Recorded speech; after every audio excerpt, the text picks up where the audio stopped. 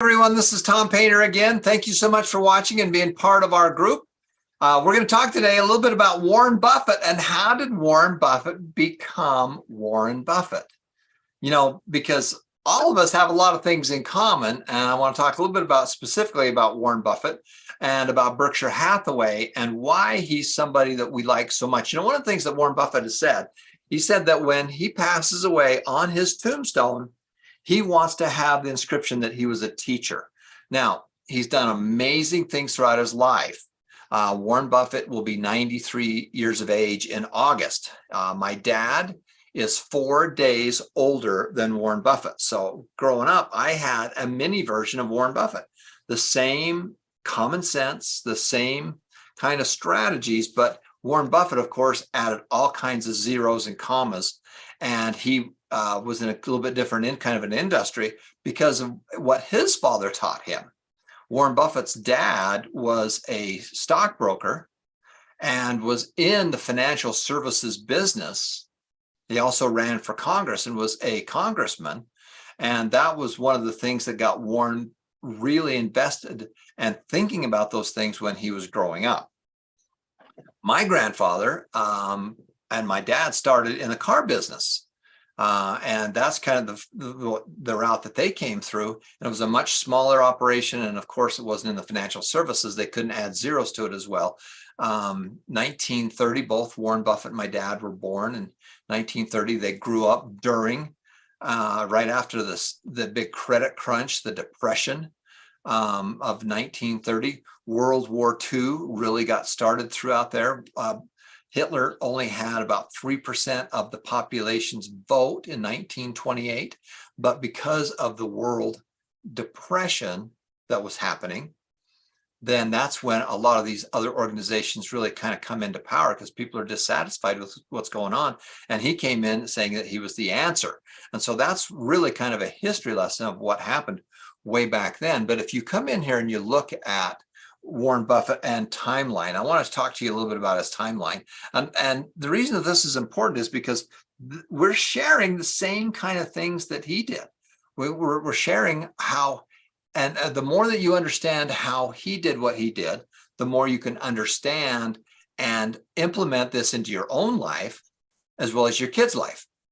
Now, they say that you have to be able to go backwards. You got to go backwards and be able to see how you connected the dots. But if every one of you have two major dates in your life. You have a birth date. When were you born? When were you born? And then over here, when are you going to die? And what Warren Buffett says is, if I knew what day I was going to die, I would just never go there. So where I'm going to be. But throughout your life, you're going to have this big old timeline between here and there, the day you're born and the day you die. Now, he was born in 1930, in August of 1930. And so he is he's incredible of what he's been able to pull off in his lifetime. But something interesting happened to him. As you go back and you connect the dots, when he was very, very young, he had a fascination with finances because his dad was a financial broker, which means that he managed all kinds of investments. And Warren was very curious and he liked to learn about these things. And so he got started right here. It was 1930 is when he got started. When he was very, very young, he started reading about finances because his dad introduced him. His dad introduced him to the concepts of finance and he started reading. So he's just a young guy. And he read everything he could find in his dad's office. And then he started reading everything at the local library about money. It just fascinated him. He didn't do it for the money. He did it for the game. He learned the game of money at a very young age. One of the things he did at the very, very young age, he started doing what we would now call market research, but he was playing a game. His game was he wanted to find out if he could make some extra money. And so his grandfather owned a store, a small convenience store. And in that convenience store, he went to his granddad and said, you know what, I'd like to figure out how to make some money. And at the time he knew that people, it was hot during the summers, and he says, I got an idea. I wonder if people would like something cold to drink while they're sitting out on their porch, because air conditioning really wasn't big in 1938. And so he went to his grandfather and said, I would like to buy some Coca-Cola, and then I want to take that Coca-Cola up and down the street in my wagon. We have this big old bucket with ice, and then we have cold drinks on it. Now, he decided on which product to be able to sell and to market. The way he did that is that he went to these vending machines. And in the vending machines, back then, and you can do this in different ways today, he found out what the #1 selling soft drink was. Now, how did he do that? Well, he had an idea, but #2 is that back in the day, and I even had this when I was a kid, in the vending machines was a soft drinks, and inside the soft drinks, you'd put your nickel in, or your dime, or whatever it cost at the time, and you'd put your money in there, and then you'd turn a knob and you'd pull out a bottle of some kind of a drink: root beer, Sprite, Coke, Pepsi, whatever it was. But the bottles had a cap on it, and that cap, you'd literally put it into this little section into the machine and just pop off the cap. Okay, it was just a cap opener. But all the caps went down into a little area right there, where then you could throw all the caps away. So instead of making a mess, it would keep them all in this little container. And inside that container, when they changed out and brought new drinks in, then they would actually dump out the tray of all these caps. Now, he was kind of a bored kid in 1938 or 1940 or whenever he did this. And he started collecting bottle caps for some reason. He thought that was interesting. And he started collecting them. And he collected thousands of them. And he probably did that over a summer or something like that. It was just something fun to do. And then he started to analyze them and just look at them and sort them. He says, I started sorting them. And he sorted them and found out that of all the soft drinks, that Coca-Cola had more than root beer or Sprite or 7-Up, but the #1 seller by far was Coca-Cola. So he did his own little market research just in collecting them, and he found out there was a ton of Coca-Cola caps. Now, little did he know, but he was doing market research. And so what he did is he went to his grandfather and says, hey, I would like to find a way to make some extra money. And so he went to his grandfather and says, I would like to buy a 6-pack. We call them a 6-pack of Coca-Cola. And at the time, he was able to buy a 6-pack for 25 cents. Okay, a 6-pack for 25 cents. And then he literally got a wagon. He got some ice. He put the Cokes in a wagon and would go up and down the street and just sell his drinks. And so he would sell 6 of them a nickel each, which is 30 cents. So his cost was 25 cents. He sold them for 30 cents and he made a 5-cent profit. Now you're probably looking at just kind of rolling your eyes like, well, what's the big deal about that? That's nothing. Well, he had no inventory. He was on a cash basis. He didn't have any receivables, and he made a profit. And then when he sold those out, he would go buy another 6-pack. So his cost of goods was 25 cents. His sales were 30 cents, and he made a 5-cent rate of return. He basically was making a 20%. This is why we don't look at the number, we look at the percent. The percent is probably the biggest thing that you should always be looking at, the 20% rate of return. Now, years later, as he started doing his investing and started looking at stocks and looking about businesses, he invested some of his money in Coca-Cola. And the reason is because he knew it was the biggest with the mostest. It was the firstest with the mostest. It had the biggest part of market share. And he knew that over time, no matter what was going on in the marketplace, if the marketplace was good or the marketplace was bad, recession, stuff was going well or not going well, that people would still spend a nickel or a dime for a Coca-Cola. And one of the big investments that his organization did was in Coca-Cola. And they pay a dividend, which means that as Coca-Cola makes money, they pay that out as a dividend. So now he is going through and he gets a paper route. So number one, he starts as an entrepreneur. He gets a paper route in Washington, D.C., and he starts doing papers. Now you're kind of laughing at that, go, well, a paper route, and again, he's probably 13, 14 years of age. This is probably 1944 or something like that. That is the end of the Second World War when that finished. But he started doing a paper route. Well, you fast forward to right over here someplace, he starts investing in that same company. Okay, so he started delivering the Washington Post right here as a paper route. Years later, he would own a major chunk of the Washington Post, just like they would own a major chunk of Coca-Cola.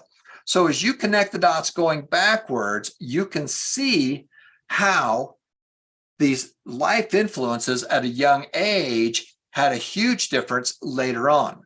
Now, we always keep talking about why is this so important to teach your kids and teens about things? Well, because they're going to learn things in their youth that they're going to use later. He learned how to sell. He learned how to market. He learned out what was important. He learned about paper routes and how to make money with that. Then he'd hire the kids to deliver his papers for him. But that's how he got started.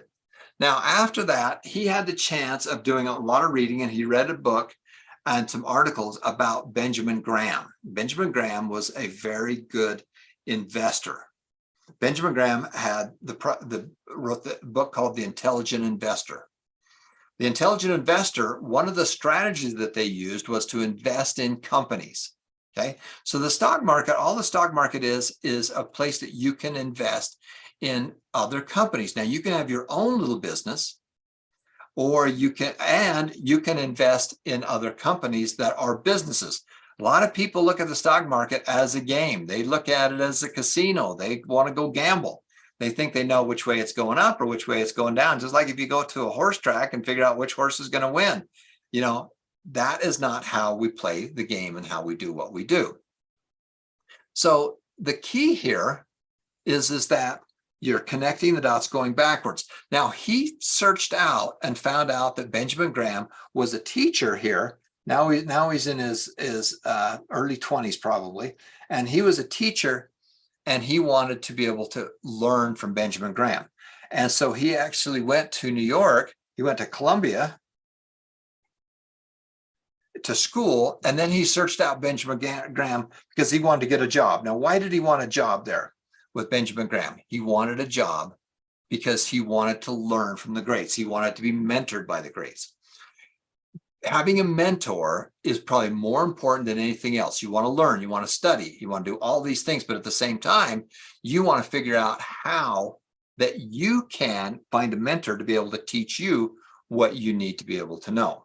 Okay, so that's kind of the crucial part on that one as well. Now, Benjamin Graham taught him about finances, taught him about owning businesses. And so he went back to Omaha because he really didn't like the big city. He didn't really like living in New York.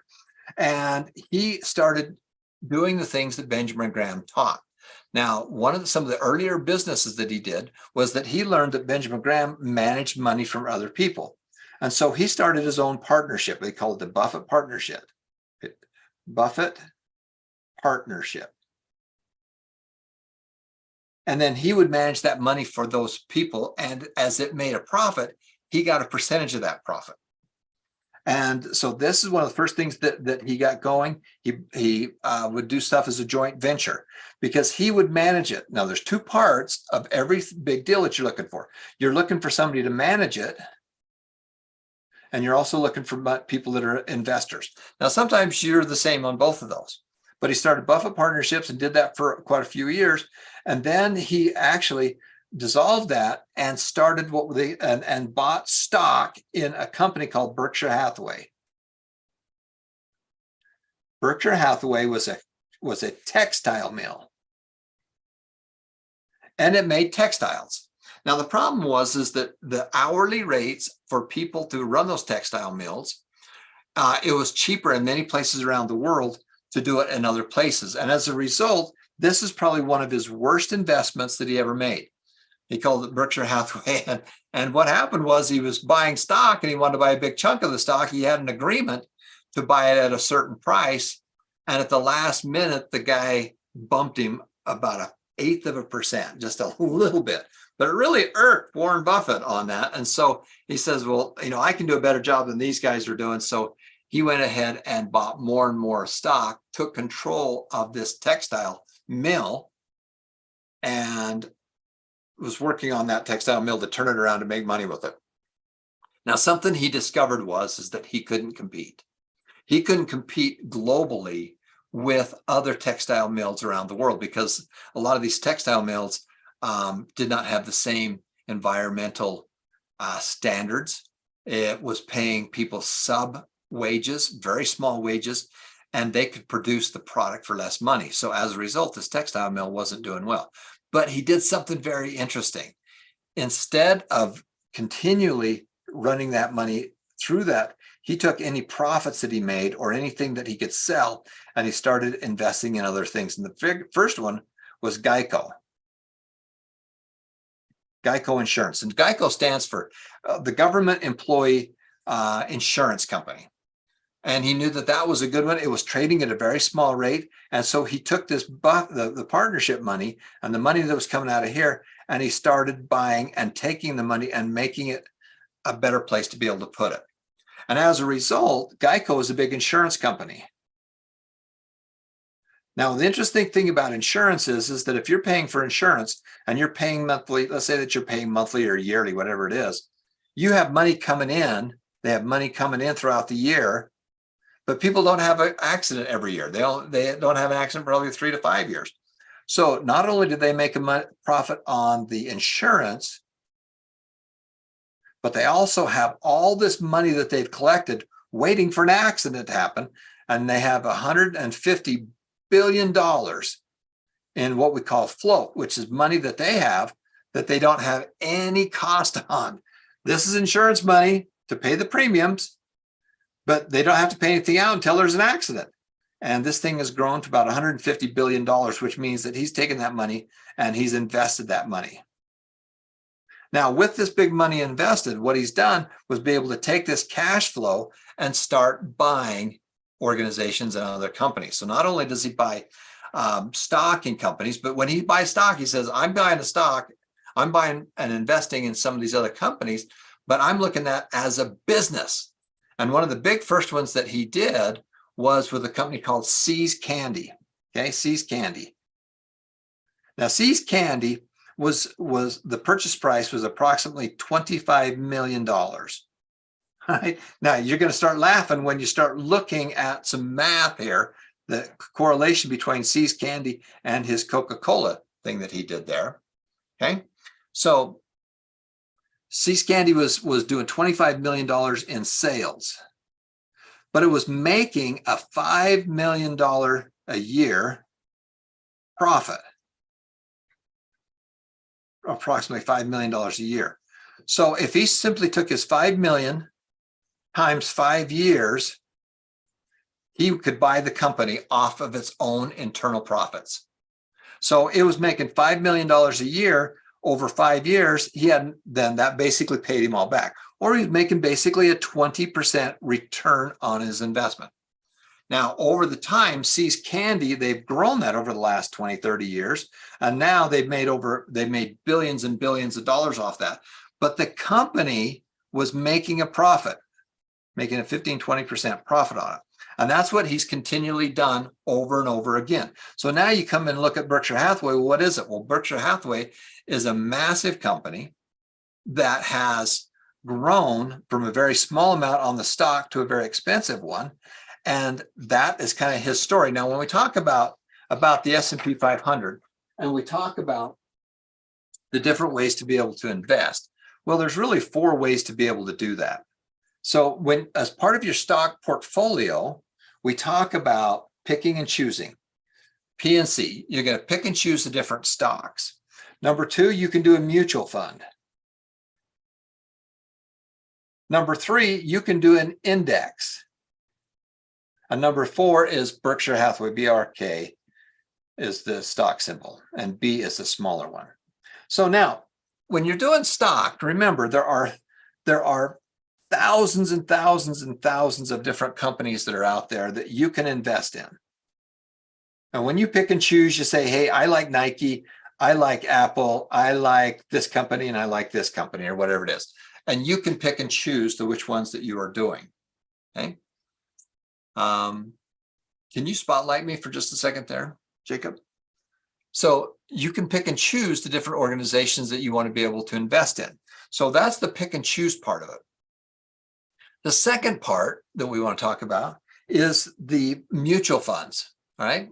So now the mutual funds are those same stocks, but you're paying a professional. So you've got all these stocks that are out there, and a professional money manager is going to say, we're going to invest in these companies right here. That's a fund that we're going to do. Or we're going to say, we're going to invest in these right here, and that's a different fund. So when you're doing your investing, you can pick and choose the different stocks that you're going to do. You can do a mutual fund where you hire a professional manager. You've got a manager that's managing that for you. Okay, that's the second way to do it. The third way is an index. Now, we talked about the S&P 500. The S&P 500 are the 500 largest companies in America. Okay, and it's by size, by pure size. And when you invest in the S&P 500, you own a little bit of all those companies. Okay, there's no real manager. No one's making a decision on what to buy and sell. No one's really making a decision. They're just every year they look at the biggest companies and then they buy more of that stock so that you have a small portion of all of the 500 biggest companies. So it's pretty much weighted that way.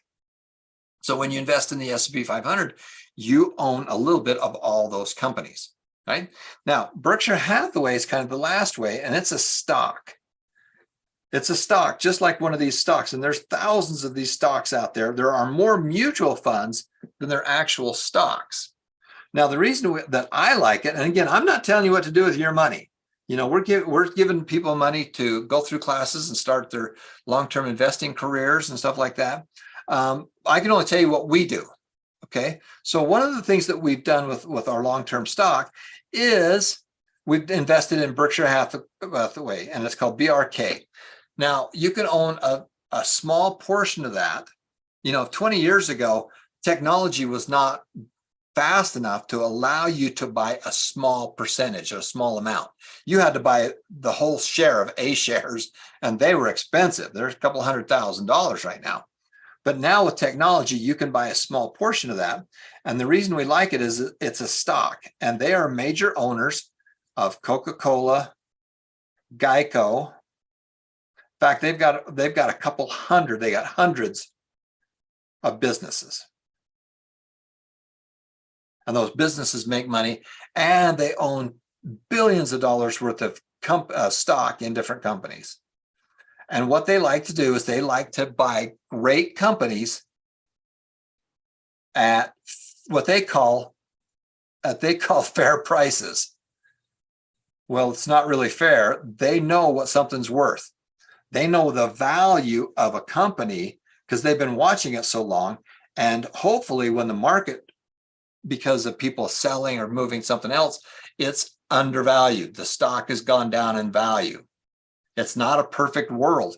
And so they like to jump in there and buy them.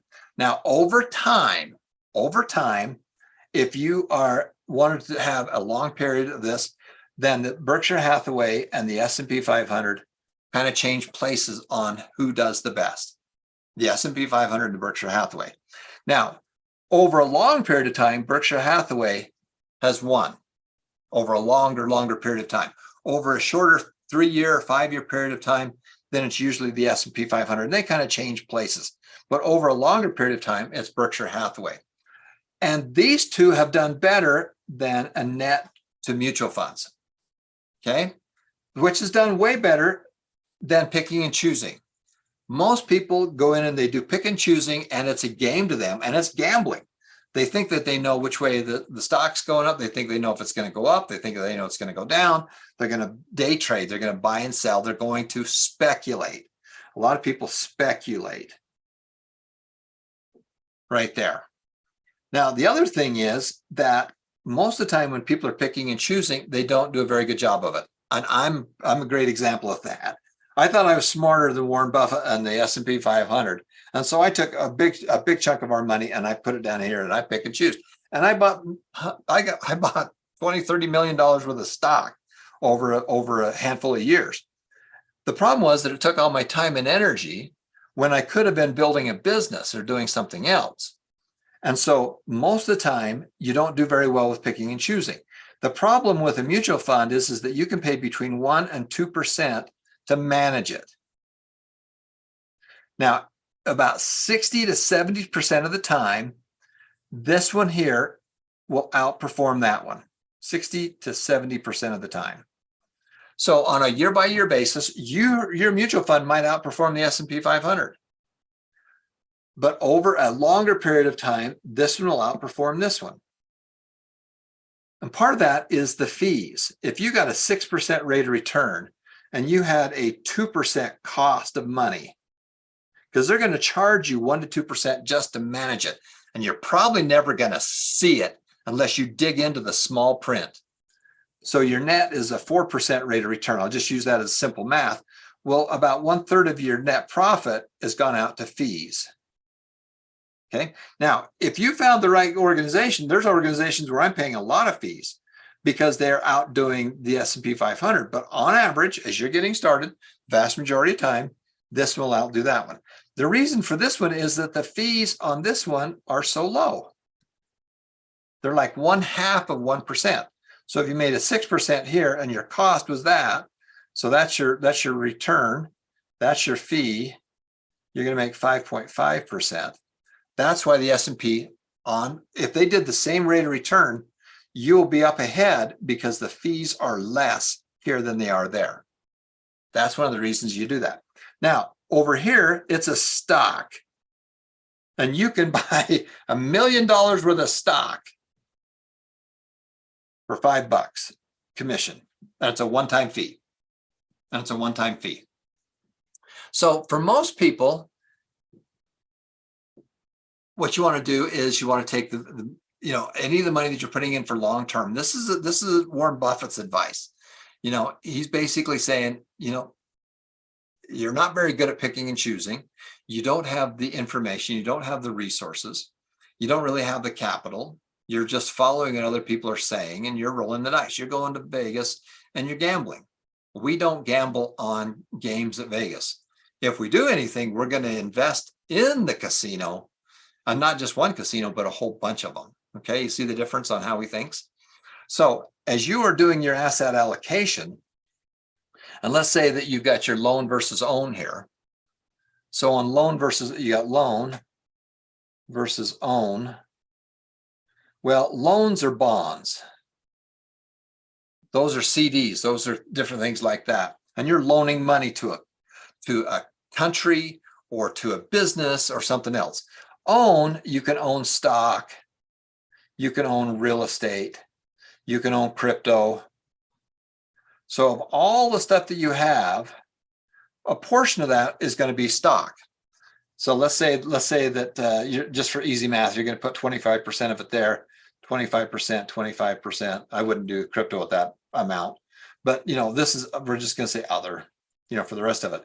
And then of that 25%, and again, I'm not telling you what to do with your money, but most people where they get into trouble is they take all their money, 100% of their money up here, and they go gamble it over here. Okay, they take 100% of their money and they go gamble it. What I'm telling you is that you should take a smaller amount, maybe 10% of it, and pick and choose. It's boring to do by just putting your money over here and just watching it. But you don't have the time and energy to be able to go do all this other stuff. And then take a small percentage of it, 10% over here. And then I would take, if it was me, I'd be taking the rest of it and I'd be putting it between these two. And you can pick and choose and you can change that ratio whenever you want. For most people, what Buffett basically says is, I would not do any of these, and I would do majority of it here in these two, 50-50, or even 75% and 25%, whatever it is. And that's what he talks about. You put the money in for long-term. You put your money in long-term organizations, just like buying a farm. A farm's value is determined by its profitability. How much money does it make? Now, there's also replacement value. If we're going to buy this farm and this other farm next door sold for this amount per acre, well, then that's probably about how much this one is worth. That's one way, is basically by market comparison. You do that with real estate. You do that with farms. You do that with businesses. But when you start getting into the bigger organizations, the bigger farms, the bigger businesses, they look at what does it make? How much money does it make? And then it makes a multiplier of that. Okay. So that's kind of how Buffett got started. This is kind of your primer on what to do with your stock as you're doing your investing in your stock. And we're going to come back here and we're going to talk some more about other ways that you can make money and get your investments going. So thank you so much for watching. We're going to be right back with another class here in just a second. Thanks for watching.